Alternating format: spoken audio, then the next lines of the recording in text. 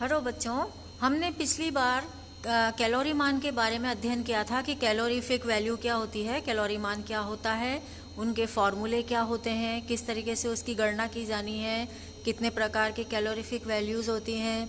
हम वापस से रिपीट करते हैं कि जो कैलोरी मान होता है वो क्या कहलाता है, किसे कहते हैं कैलोरी मान।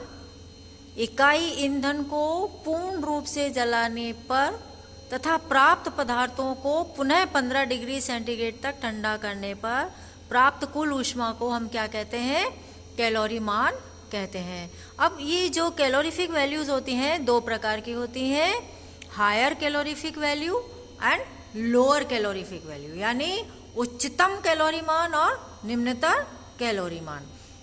इनके सूत्र हमने पिछली बार भी अध्ययन किया था कि जो HCV है यानी उच्चतर कैलोरी मान हम ड्यूलोंग सूत्र द्वारा ज्ञात करते हैं, यानी higher calorific value is equal to 1/100 whole into 8080C plus 34,500 H minus O/8 plus 2240 S।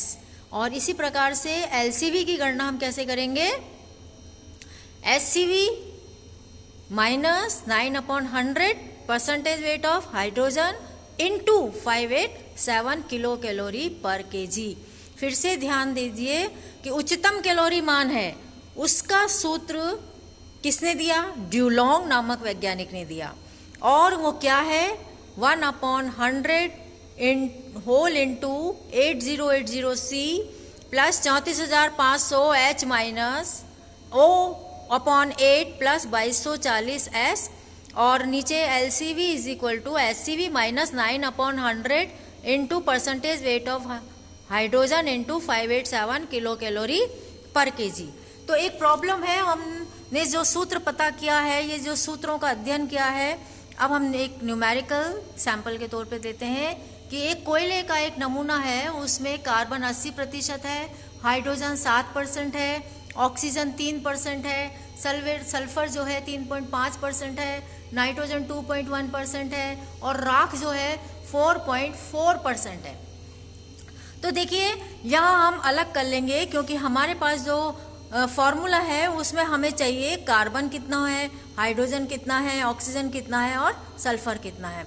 तो ऊपर जो प्रॉब्लम थी उसमें से हमने डाटाज को नीचे लिख दिया है। कार्बन हमारे पास 80% है, हाइड्रोजन जो पाई गई वो 7% है, ऑक्सीजन 3% एंड सल्फर 3.5%। इन सब की वैल्यूज हमने यहाँ पुट अप कर ली है।